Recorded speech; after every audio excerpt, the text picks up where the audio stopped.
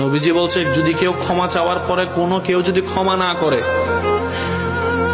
সেজন্য আমি নবীর সুপারিশ আশা না করে। খুব মারাত্মক কথা কিন্তু। সেজন্য নবীজি বলছেন, হে আমার উম্মত, যা জামিলা হয়েছে, যার সাথে হয়েছে, তুমি ক্ষমা করে দাও, তুমি ক্ষমা করে দাও। সে ক্ষমা চাক না চাক তুমি মাফ করে দাও। তুমি যদি মাফ করলে তোমার ইজ্জতের কমতি হয়, আমি মুস্তাফা থেকে হাসরের ময়দানে তোমার ইজ্জত বুঝে নিও।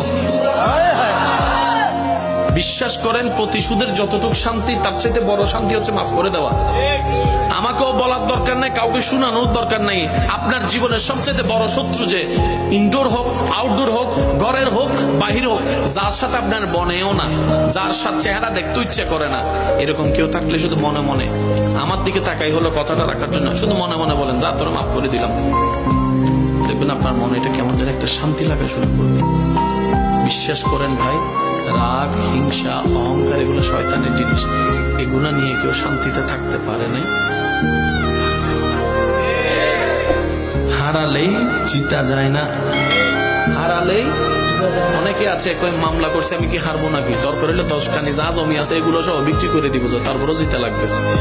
আপনি 10 কানি জায়গা শেষ করে আপনি জিতে গেলেন, এবার আপনার আছে কি? এবার আপনার ছেলে মেয়েরাই তো আপনার 14 গোষ্ঠী দোয়াই ফেলবে। বাস্তব যেটা সেটা বলেন না রে ভাইয়া। তো সেজন্য আল্লাহর ওয়াস্তে নবীর সুন্নত হচ্ছে জীবনে শান্তিতে থাকার সবচেয়ে গুড ওয়ে। আল্লাহ পাক আমাদের সবাইকে বুঝার তৌফিক দান।